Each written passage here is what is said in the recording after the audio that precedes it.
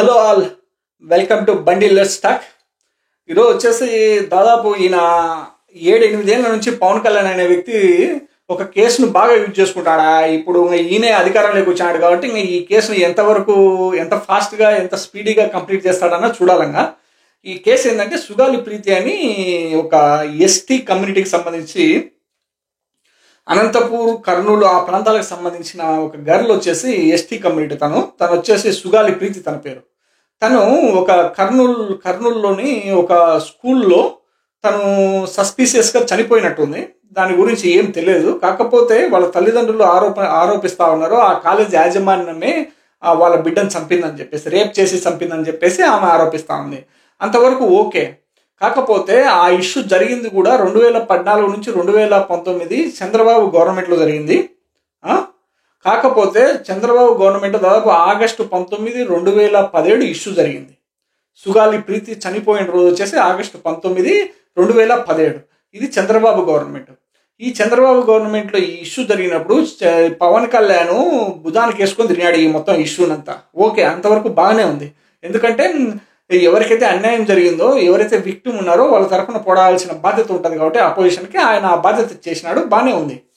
అప్పుడు దాదాపు 2019 వరకు అదే గవర్నమెంట్ ఏదైతే ఉందో దాన్ని సిబిఐకి హ్యాండ్ ఓవర్ చేయమని చెప్పేసి కేసు. ఈవెన్ అప్పట్లో ఉన్నటువంటి అపోజిషన్ గవర్నమెంట్ వైఎస్ఆర్సీపీ అయితేనేమి, అప్పట్లో ఉన్నటువంటి రూలింగ్ గవర్నమెంట్లో పార్ట్నర్గా ఉన్నటువంటి పవన్ కళ్యాణ్ అయితేనేమి, ఇద్దరు కూడా అడిగినారు ఈ ఇష్యూని సిబిఐకి హ్యాండ్ ఓవర్ చేయమని చెప్పేసి. చంద్రబాబు ఏ మాత్రం కూడా దాన్ని సిబిఐకి ఇవ్వకోకుండా అక్కడ ఏ స్కూల్లో అయితే తను సుగాలి ప్రీతి వీళ్ళు ఎవరైతే చెప్తున్నారో తను ఉరేసుకొని చనిపోయిందని చెప్పేసి వాళ్ళ తల్లిదండ్రులకు ఇంటిమేట్ చేస్తే, వాళ్ళ తల్లిదండ్రులు వచ్చేసి సుగాలి పార్వతి, సుగాలి రాజు నాయక్ అని వాళ్ళ తల్లి వచ్చేసి ఆమె హ్యాండిక్యాప్డ్.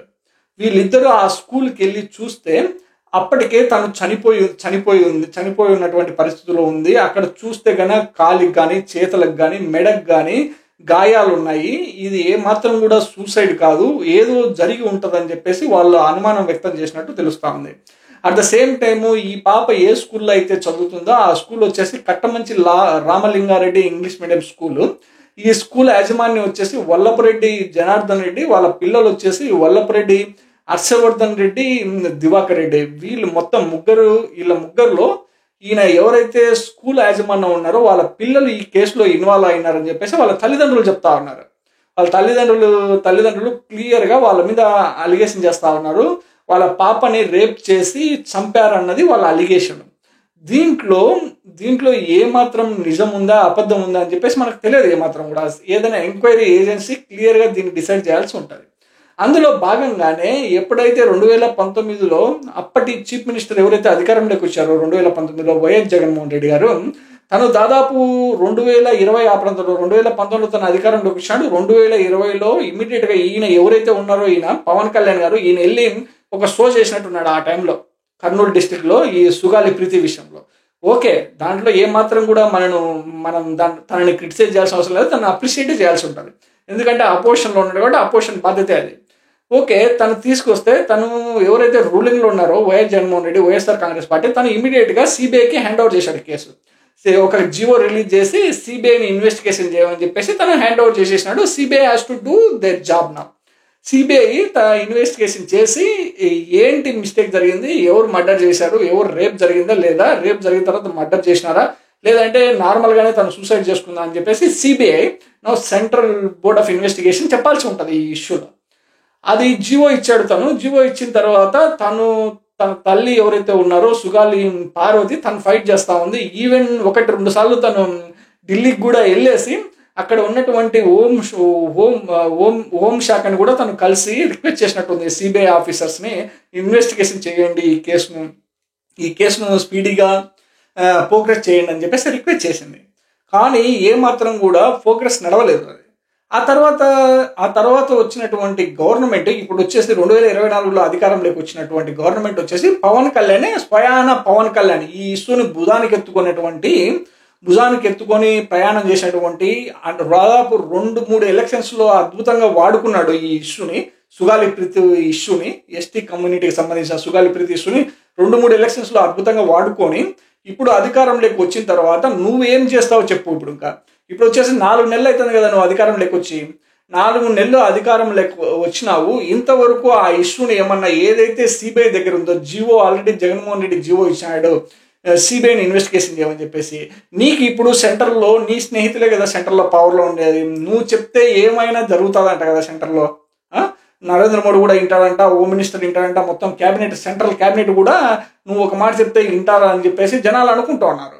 జనాలు అనుకుంటున్నప్పుడు నువ్వు ఈ సుగాలి ప్రీతి కేసుని ఎందుకు స్పీడీగా ప్రోగ్రెస్ చేయమని చెప్పట్లేదు, ఎందుకు కొద్దిగా ఇన్వెస్టిగేషన్ చేసి డిసైడ్ చేసేస్తే ఏం జరిగింది ఏం జరగలేదు అన్నది పబ్లిక్ తెలుస్తుంది కదా సుగాలి ప్రీతి కేసులో. ఎందుకు అడగట్లేదు నువ్వు? ఇప్పుడు చూస్తే తీరా వీళ్ళు ఎవరైతే సుగాలి పార్వతి, సుగాలి రాజు నాయక్ వాళ్ళ తల్లిదండ్రులు ఎవరైతే ఉన్నారో వాళ్ళు వెళ్ళి స్టేట్ హోమ్ మినిస్టర్ అనితా వంగల్పూడిని కలిస్తే ఆమె చెప్తా ఉంది, నేను ఇన్వెస్టిగేషన్ చేపిస్తాను, సిఐడితో ఇన్వెస్టిగేషన్ చేపిస్తానంట ఆమె. అంటే ఈ కేసు అటకెక్కినట్టే, ఈ కేసు మొత్తానికి క్లోజ్. ఎందుకంటే వాళ్ళు ఎవరి మీద అయితే అలిగేషన్ చేస్తా ఉన్నారో వాళ్ళు పవర్ఫుల్ పీపుల్ అయి ఉంటారు, వాళ్ళ స్కూల్ యాజమాన్యము వాళ్ళ పిల్లలు చేశారని చెప్పేసి అలిగేషన్ చేస్తా ఉంటే నువ్వు తీసుకొచ్చి మళ్ళీ సిఐడికి ఇస్తే, చీఫ్ ఇన్వెస్టిగేషన్ డిపార్ట్మెంట్ ఏదైతే ఉంటుందో క్రైమ్ ఇన్వెస్టిగేషన్ డిపార్ట్మెంట్ సిఐడి ఆంధ్రాకి సంబంధించి వాళ్ళకి ఇస్తున్నారు అంటే ఇంకేముంది, కేసు సిబిఐ నుంచి దాదాపు ఇప్పుడు డౌన్ టర్న్ తీసుకున్నట్టే కదా. ఇంకా నువ్వు సిబిఐ ఇన్వెస్టిగేషన్ అంత మంచి ఇన్స్టిట్యూషన్కి హ్యాండ్ ఓవర్ చేసిన కేసును తీసుకొచ్చి నువ్వు మళ్ళీ ఆంధ్రాకి ఇస్తే, ఆంధ్ర సిఐడికి ఇస్తే ఆ కేసులో ఎట్లా నిజాలు బయటపడతాయి అనుకుంటున్నారు మీరు? ఎట్లా పడతాయి? అది మీ చేతిలోనే ఉంటుంది. మీరు ఏమాత్రం కూడా నిజాలు తెలియడానికి ఆస్కారమే ఉండదు. ఈ కేసు మళ్ళీ సిఐడికి ఇస్తే ఇది ఇంకా కంప్లీట్గా నాశనం అయిపోయినట్టు, ఎవిడెన్స్ కంప్లీట్గా క్లోజ్ చేసేస్తారు. అది అంతా వదిలేయండి. ఇప్పుడు పవన్ కళ్యాణ్ ఎప్పుడు చెప్తా ఉంటాడు కదా, ఈయన బలహీనులకి బలంగా పనిచేస్తుంది చట్టము, బలవంతులకి బలహీనంగా పనిచేస్తుంది చట్టం అని. ఈ కేసు చూస్తూ ఉంటే అదే అర్థమవుతుంది నాకు. వీళ్ళు ఎవరైతే ఉన్నారో సుగాలి ప్రీతి అనేటోళ్ళు, వీళ్ళు వచ్చేసి ఎస్టీ కమ్యూనిటీ అయిపోయి, అక్కడ ఎవరైతే అలిగేషన్ చేస్తూ ఉన్నారో వీళ్ళ తల్లిదండ్రులు, ఈ పాప వాళ్ళ తల్లిదండ్రులు, వాళ్ళు వచ్చేసి హయ్యర్ కమ్యూనిటీకి సంబంధించిన వాళ్ళు అయిపోయా, అట్ ద సేమ్ టైం బలవంతులు అయిపోయా.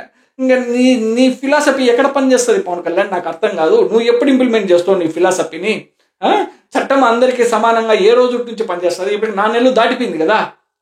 నువ్వు చెప్తా ఉన్నావు కదా, దాదాపు నువ్వే అలిగేషన్ చేసి ఇంటివి కదా ఇంత ముందు గవర్నమెంట్ మీద. దాదాపు 2019 నుంచి 2024 వరకు దాదాపు 32,000 మంది అమ్మాయిలు గాలికి వినారంట, యాను మొత్తానికి అంతా మిస్సింగ్ అయిపోయినారంట. వీళ్ళంతా ఎవరైతే ఉన్నారో వీళ్ళు చెప్తా ఉంటాడు కదా, ఈయన ఎప్పుడు వాలంటీర్స్ వాళ్ళందరినీ హ్యూమన్ ట్రాఫికింగ్ చేసి వాళ్ళని వ్యభిచార వృత్తిలోకి దింపినారని చెప్పేసి 32,000 మంది అమ్మాయిల్ని వ్యభిచార వృత్తిలోకి దింపినారంట. ఇంతకంటే వేగు స్టేట్మెంట్ నాకు తెలిసినంత వరకు ఏ కామన్ సెన్స్ ఉండేటోడు ఎవడు కూడా ఇంత వేగు స్టేట్మెంట్ చేయడు పవన్ కళ్యాణ్, నువ్వు తప్పితే. నాకు తెలిసి నువ్వు ఆ పొజిషన్లో ఉండి, డీసీఎం పొజిషన్లో ఉండి, ఒక పార్టీకి అధ్యక్షుడిగా ఉండి ఇంత వేగ్ స్టేట్మెంట్ చేయొచ్చా? 32,000 మంది అమ్మాయిలు మిస్ అయిపోయినారు. ఎట్లా మిస్ అయిపోతారా నాకు అర్థం కాదు. మిస్ అయిపోయిన వాళ్ళు వాళ్ళందరూ వచ్చి కంప్లైంట్ చేయాలి కదా. 32,000 మంది వాళ్ళు కంప్లైంట్ చేస్తే వాళ్ళ కంప్లైంట్ రిపోర్ట్లు పెట్టు. ఆల్రెడీ సెంట్రల్ గవర్నమెంట్లో బండి సంజయ్ తెలంగాణకు సంబంధించిన మినిస్టర్ మెట్టుతో కొట్టేట్టున్నాడు నీకు మకాన్నే.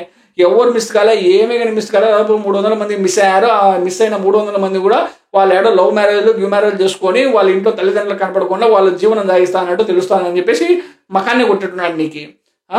ఇంత పనికి మాలగా నువ్వు స్టేట్మెంట్ చెప్పుకొని పొలిటికల్గా పబ్బం గడుపుకున్న తర్వాత ఇప్పుడు సుగాలి ప్రీతి పంచాయతీ అట్లీస్ట్ తను చనిపోయింది కదా, ఆ ఇష్యూని అంత వైరల్గా వాడుకున్నావు కదా నీ పొలిటికల్ కెరియర్కి. వాళ్ళకన్నా అట్లీస్ట్ న్యాయం చేసి అట్లీస్ట్ ఈ కేసును క్లోజ్ చేయి. ఏంది పరిస్థితి? ఇప్పుడు రాంగ్ జరిగింటే రాంగ్ అని చెప్పు, రేప్ చేసి మర్డర్ చేసిందంటే అట్లీస్ట్ వాళ్ళకి శిక్షణ వేయండి. ఇది లేకపోకుండా పొద్దున్న లేచిన నుంచి ఈ లడ్డు వ్యవహారంలోకి వచ్చేసి లడ్డు పంచాయతీ పెట్టుకొని భుజం మీద కండువా వేసుకొని తిరుగుతానేటు. సిగ్గుసర ఉండాలి పవన్ కళ్యాణ్ ఇంత పనికిమాలిన పని చేయడానికి. See you in next video.